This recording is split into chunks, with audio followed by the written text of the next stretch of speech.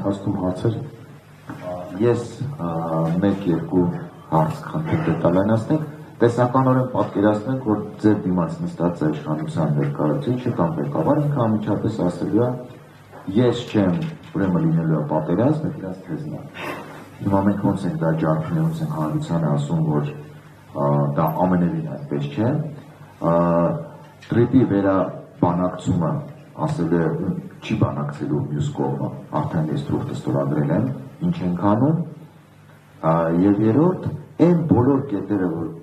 դուք թվարկում էիք, որ Ադրբեջանը սա ստանալու ընտրությունից հետո, ասել է, բայց կական խաղաղություն է դա, որ նրանք էլ կան ստեղ ապրեն, դե մենք չեն գնա, դե հիմա ատոմակայանը կփակվի, բանակցում ենք մոդուլային նոր ատոմակայան եւ այլն, կասի սա խաղաղություն է։ Հիմա մենք այդ երեք ֆունդամենտալ կեղծ նարատիվների ո՞նց ենք պատասխանում։ Տեսեք, ուրեմն մենք խելագարության կանխավարկածով չենք առաջնորդվում, որ ասենք, որ գալու ենք ու Ամերիկային պատերազմ ենք արել, ընդհանրապես մենք Ամերիկայի հետ նորմալ հարաբերություններ ենք հաստատելու եւ Տրամպի պրագմատիկ քաղաքականությունը պետք է փոխվերացնել։ Հետեւյալով, եթե դուք ուզում եք, որ լինի ապաշրջափակում, ապա մենք պարիտետային սկզբունքով պետք է ստանանք հնարավորություն։ Ովքեր են շահագրգռված, որպեսզի մենք պարիտետային հնարավորություն ստանանք։ Տրամպը բնականաբար շահագրգռված չի լինի, որ Հայաստան-Իրան հարաբերությունները զարգանան, բայց Իրանը հաստատ շահագրգռված կլինի, հետևաբար մենք կարող ենք այդ հարցադրումը դնել։ Հաջորդը, մենք կարող ենք Ռուսաստանին ներգրավել, ասելով, որ մենք ուզում ենք կոմունիկացիոն կապ Ռուսաստանի հետ, նույն ապաշրջափակման տրամաբանությամբ եւ նրանք շահագրգռված են դրանում։ Ռուսաստանը նաեւ շահագրգռված կլինի, որպեսզի որպես միջնորդ երաշխավոր ներգրավվի եւ միգուցե այստեղ մենք ստանանք մի պատկեր, որը ունեցել ենք Արցախյան հակամարտության ամբողջ ընթացքում, երբ որ արևմուտքում նույնիսկ հակասությունների կամ շահերի համադրության ընթացք կա, բայց ՀԻԱԿ Մինսկի խումբը աշխատում էր Ֆրանսիա, Ռուսաստան, Միացյալ Նահանգներ ֆորմատով։ Այստեղ նույնպես կարող ենք մենք սարքել կետ, որտեղ նրանք կարողանան համադրել շահերը եւ դա հնարավոր է իրականացնել, որովհետեւ շահագրգիռ կողմեր կան, հատկապես եւ Միացյալ Նահանգները բացահայտ հայտարարում է, որ սա անվտանգային առումով ինքը դիտարկում է որպես ռուսական գոտի եւ այդտեղ նրանց համագործակցությունը հնարավոր է։ Թուղթը դեռ Տրամպի վերջնականապես ստորագրված չէ։ Դա կարելի է վերականգնացնել, լրացնել, պարիտետային սկզբունք դնել եւ բանակցել ի վերջո։ Երբ որ մենք խոսում ենք Արցախահայության վերադարձի իրավունքի մասին,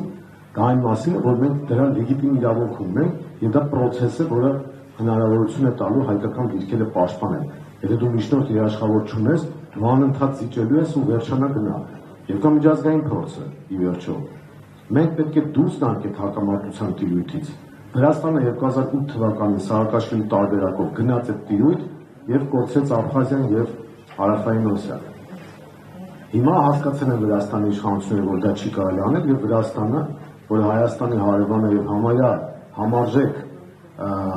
հնարավորություններ ունի եւ բնակչության եւ տարածքի եւ այլն առումով, իհարկե կոմունիկացիոն բաց համակարգերը դեռ չհաշված, Վրաստանում 50% ավելի տնտեսական աճ է։ Մարդիկ գնում Վրաստան տեսնում են, որ գները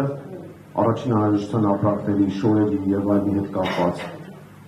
զգալիորեն էժան են։ Ընդ որում էժան են պարագայում, երբ որ ՀԱՏՄ ապրանքներն են Վրաստանում վաճառվում, իսկ մեր մոտ մենք ՀԱՏՄ-ի անդամ լինելով ավելի թանկ ապրանքներ ու ծառայություններ ունենք։ Եվ սա մի իշխանության օրոք, որ գալուց առաջին իսկ պայծ ասում են բանանի գինը էժանացել է, հիմա պայմանական ասած ամեն ինչ դառել է բանանի գին։ Իրենք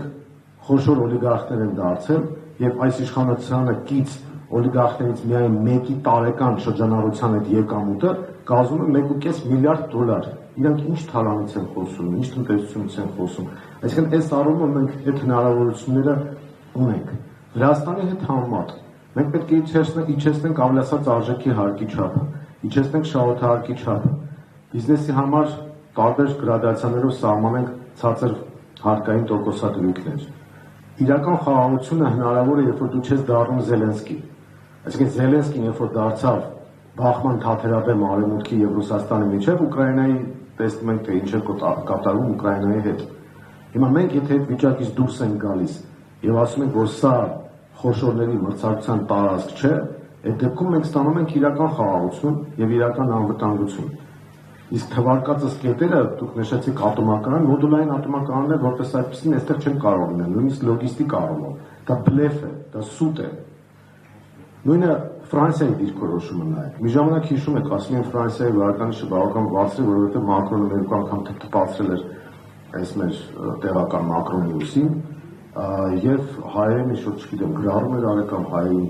հաջողանալու համար ինչ-որ բաներ արել։ Մակրոնը, Միշելը, Բորելը, Բայդենը ուղիղ պատասխանատվություն են կրում Արցախի կորստի համար եւ Արցախի էթնիկ զտման համար։ Դրանք հանցագործներ են, որոնց միջնորդությամբ է Արցախը դատարկվել եւ որոնց միջոցով է էթնիկ զտումը տեղի ունեցել։ Հիմա դրանց վրա մենք անվտանգության հույս ենք դնում։ Տեսնեք, արդեն Ֆրանսիայի թեման փակված է։ Որովհետեւ այդ մարդիկ մոռացել են արդեն, իսկ իրականում հիշում եք ինչ էին անում։ Պրագայից հետո երբ որ մենք բարձրաձայնում ենք, որ գնացել եք Արցախը հանձնել եք եւ փաստորեն 120,000 հայերի դրել եք սրի տակ, ասում են չէ, մենք այնտեղ էթնիկ հայերի անվտանգությունը կապահովենք, Միշելի ձևակերպումն էր հայտարարությունից հետո։ Դրանից հետո սկսեցին խաբել, ասել որ չէ, այդպիսի բան չկա, մենք չենք հանձնում Արցախը։ Բայց հիմա ասում են մենք միտումնավոր ենք հանձնել Արցախը, որ Հայաստանը վերջապես ինքնիշխան դառնա։ Սրանք ինչքան ինքնիշխանությունից խոսում են, այդքան մենք կորցնում ենք։ Այս առումով ամենապարզ բանաձևը կա։ Նիկոլ Փաշինյանը դա հայկական Զելենսկին ու Սաակաշվիլին է եւ իր բոլոր գործողությունները հուշում են դրա մասին, որովհետեւ առնվազն հիմարություն ու ամենեսունակություն է, իսկ իրականում դավաճանություն եւ դավադրություն, երբ որ դու գնում ես Ռուսաստանի հետ թշնամության ճանապարհով, դու գնում ես Իրանի հետ թշնամության ճանապարհով, դու չես ներգրավում Չինաստանին, որը սուպեր շահագրգռվածություն ունի, որպեսզի Հայաստանում հյուսիս-հարավ արևելք արևմուտքը աշխատի։ Եթե մենք ասում ենք ներգրավվածություն, դուք նայեք նույն Վրաստանը, ինչ ներդրումներ են անում ենթակառուցվածքների զարգացման վրա Չինաստանը։ Անագլիայի ամբողջ նավահանգիստը չինական կապիտալով է կառուցվում։ Միացյալ